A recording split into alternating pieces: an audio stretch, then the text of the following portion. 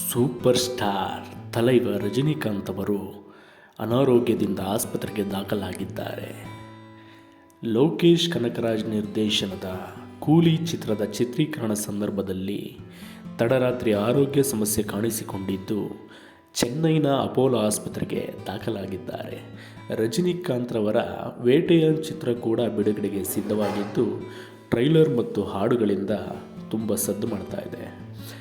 ಕೂಲಿ ಚಿತ್ರದಲ್ಲಿ ಇವರು ದೇವ ಎಂಬ ಪಾತ್ರ ಮಾಡುತ್ತಿದ್ದಾರೆ. ಕನ್ನಡದಿಂದ ಉಪೇಂದ್ರ, ತೆಲುಗಿನಿಂದ ನಾಗಾರ್ಜುನ, ಹಿಂದಿ ಭಾಷೆಯಿಂದ ಅಮೀರ್ ಖಾನ್ ಅವರು ನಟಿಸುತ್ತಿದ್ದು ಎಲ್ಲ ಭಾಷೆಯ ಸೂಪರ್ ಸ್ಟಾರ್ಗಳು ಒಂದೇ ಚಿತ್ರದಲ್ಲಿ ನೋಡಬಹುದು. ಭಾರತದಾದ್ಯಂತ ಬಹು ನಿರೀಕ್ಷೆಯನ್ನು ಹುಟ್ಟಿಸಿದ್ದು ಎಲ್ಲರ ಗಮನ ಆ ಚಿತ್ರದಲ್ಲಿದೆ. ಬ್ಯಾಕ್ ಟು ಬ್ಯಾಕ್ ಚಿತ್ರಗಳಲ್ಲಿ ವರ್ಕ್ ಮಾಡ್ತಾ ಇರೋದ್ರಿಂದ ವಯೋಸಹಜವಾಗಿ ಅನಾರೋಗ್ಯಕ್ಕೆ ಈಡಾಗಿರಬಹುದು ಅಂತ ಬಲ್ಲ ಮಾಹಿತಿ ಪ್ರಕಾರ ಚಿಕಿತ್ಸೆ ಪಡೆದ ನಂತರ ಅವರು ಚೇತರಿಸಿಕೊಂಡಿದ್ದಾರೆ. Get well soon ತಲೈವ.